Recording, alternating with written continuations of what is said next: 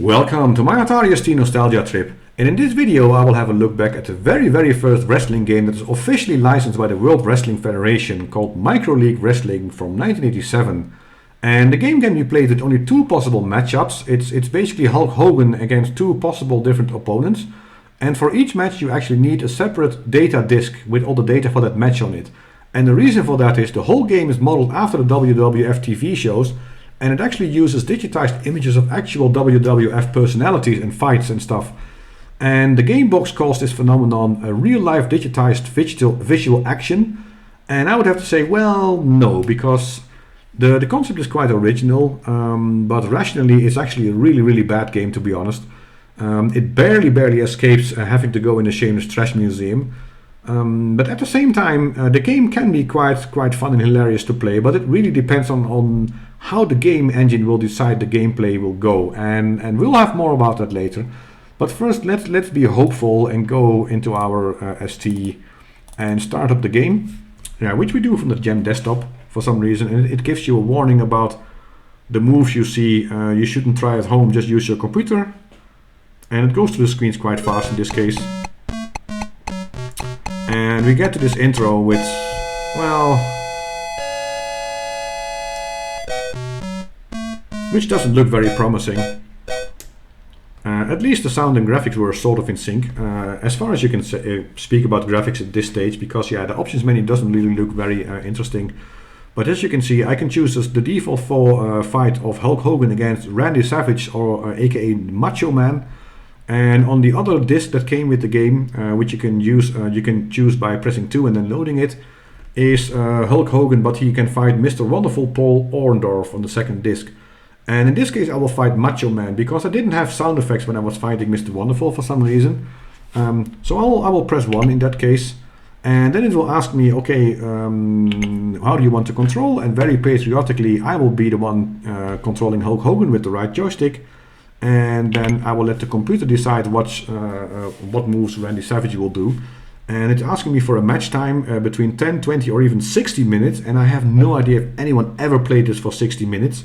I assume not, because I think 60 minutes is a bit too long. And it asks me to name the arena. So I will call it the Jerry Springer Memorial Dome, which I found an appropriate name. And it will go into the WWF TV program interviews, which have random texts every time. So these texts that Hulk Hogan is saying are all random every time. And now we see the sort of the concept of the game. It's not really animating anything. It's just, the whole game is basically just a big slideshow of digitized stills from the actual WWF program that was broadcasted with this fight between Hulk Hogan and Macho Man Randy Savage.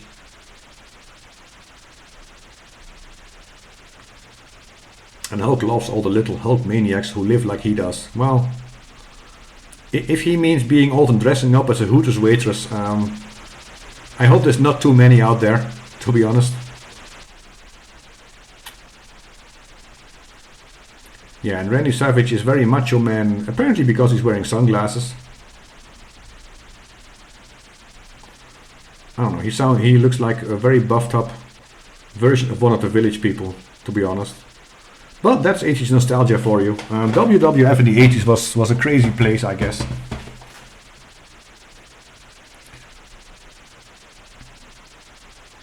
And of course Macho Man was always accompanied by Miss Elizabeth. And after the interviews the players are announced in the ring. And yeah, the announcer bit wishes us welcome to the Jerry Springer Memorial Dome. So my textual input is actually used once in the game, which is nice. And the guy doesn't really look like he's talking. He looks like he's really bored and just going like. But maybe that's just me. Maybe I'm the one being bored already.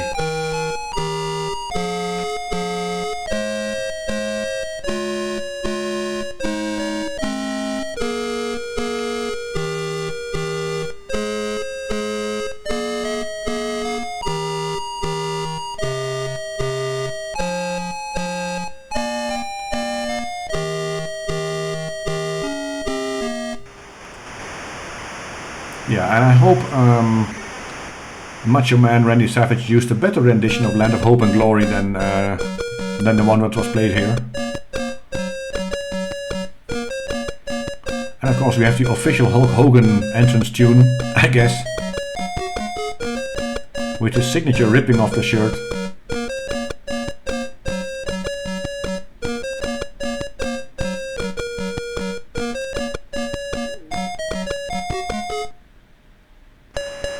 Here we go, we are ready to fight. And I say we are ready to fight, but actually we are ready to announce to the game which move we want to do. So apparently I want to do an elbow shot, and my opponent also chooses a move.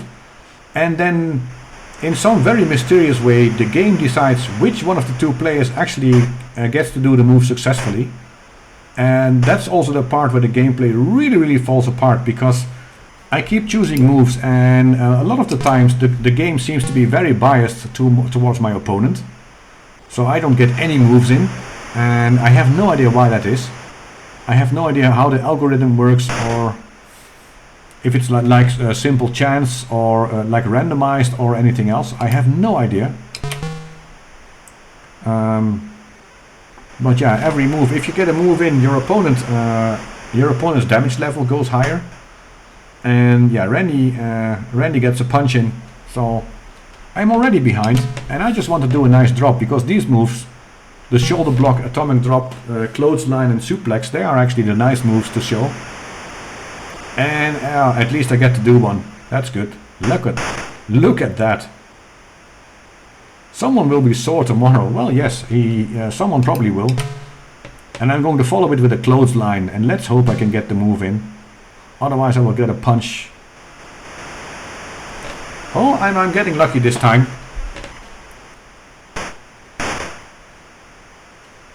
But yeah, I wouldn't call this real life digitized visual action. It's more like a slideshow, to be honest. Yeah, and I don't know if you get more chance of success if you get one of the 5 top moves, which are less damaging. But yeah, it was a textbook stump by the Hulker. So let's go for a shoulder block then.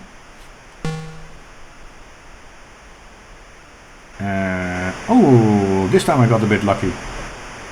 I had a test run where I got about like 1 in 10 moves I was getting in, and my opponent was just getting all of the other moves. So let's go for the big one. Let's go for the leg drop. Oh, and no.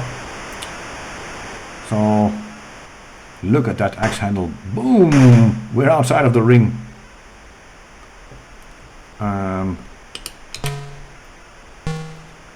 Yeah, but still, Randy is more damaged than I am. So let's go for a suplex. What is a suplex, you ask? This is a suplex. Look at that. And I guess they thought, let's make a wrestling game with a frame rate similar to Barbarian. But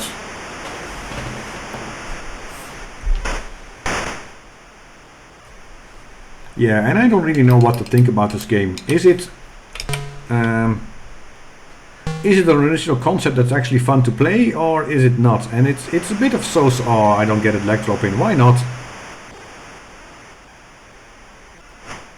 The Hulk is gazing at Miss Elizabeth. What?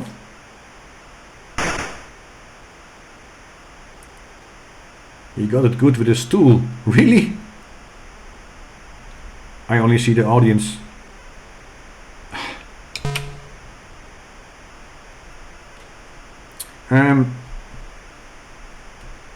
Yeah, what to think about this gameplay? I mean, this does not in any way feel like a real fight, of course. And again, Randy gets the move in instead of me. Come on. But to be honest, in WWF the fights were not real to begin with anyway, so in that respect I would say, yeah, who cares? And I'm going to try to get a leg drop in, because that one is a really cool move. And he tries to block it. Well, come on. Oh, come on. Really? Let me give him a leg drop. The leg drop and also the elbow drop from Randy are the moves where you also try to pin your opponent down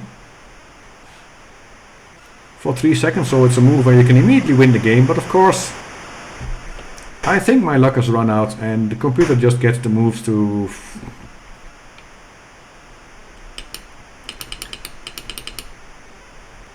Okay, let's just smash his head with an elbow. Let's try some lighter moves so at least I can get a move in. Because now again, it seems like the algorithm seems to be a bit biased against... So maybe I have to do something light to sort of get him a bit dizzy or whatever. And then go for something more heavy. I can try that. I'm going for a shoulder block. And Randy is going to try to block me. And he's successful again. Man, come on. Let me get in the big moves. If you're going to do digitized stuff, at least let me also do the moves then. Okay, let's go for a clothesline. Oh, stop being so biased. Nope. I don't think I'm going to win this game. And we are already playing for 5 minutes and I must say, yeah, there's not a lot of action going on. Which is a bit of a shame. I mean, yeah.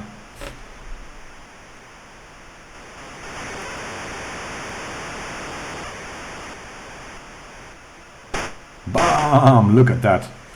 Vicious clothesline by the Hulk, I would say.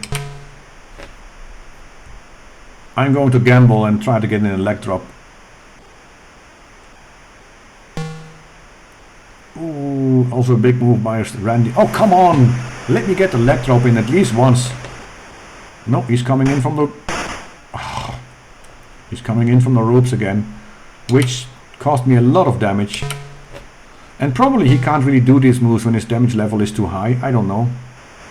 Oh, come on! Yeah, and I think this complete randomness where you really want to do this one move and the computer just doesn't let me.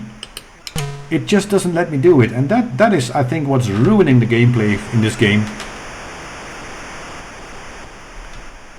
It's really ruining the gameplay for me. Because the concept in itself is actually quite original, even if it's, yeah, they couldn't really make it any smoother than this probably. The machines of today just couldn't do that. At least I got to punch him in the face.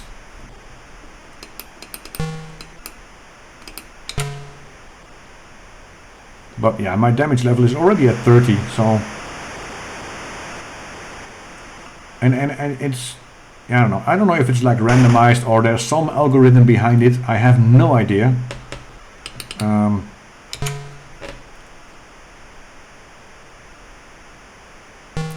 Which also makes the game really annoying in the end. And I really want to like this game because it has so much 80s cult nostalgia. At least I get my atomic drop. Check out that one.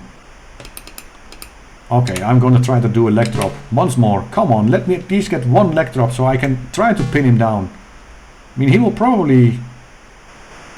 Ah, yes. Come on, Hulk. Drop on him. Here he goes. Bam! Can he get up? Because now, see, in this move, you try to pin him down. Oh, no. He escapes at the last minute, which is typical WWF style. I'm just gonna get another one in. He is now so damaged. I should get the move. Come on. Give me the move. Yeah. Another one. Take that, Macho Man. His damage is 44. No way is he going to get up. No. 1, 2, 3. It's over. And after 8 minutes of bloody fighting, I won the game. I mean, yeah. And to be honest, it doesn't really feel like an achievement.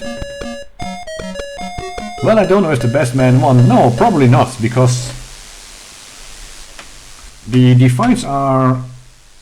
They feel totally random, and I think that's what ruins the gameplay for me. But at least Hulk Hogan is still the heavyweight champion. So I guess he's very proud of that.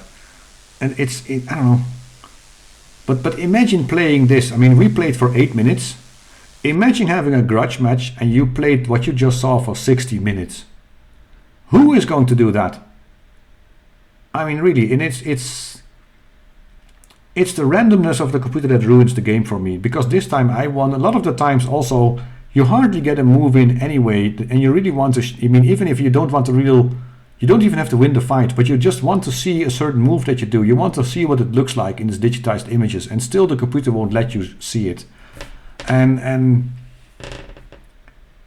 yeah, in its own, the game can be quite fun to play. There's some fun to the movements and the way it actually can't really cope with what it has to do and what it has to display. So that makes the game kind of hilarious in some ways.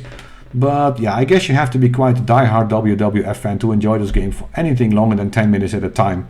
So summarizing, I don't think I will start another fight. I mean, we enjoyed this for long enough already. And yeah, in the end, the boring part of the game and the unfair part of the game, they both take over from the hilarious, stupid WWF fun you feel, or you can feel sometimes playing this.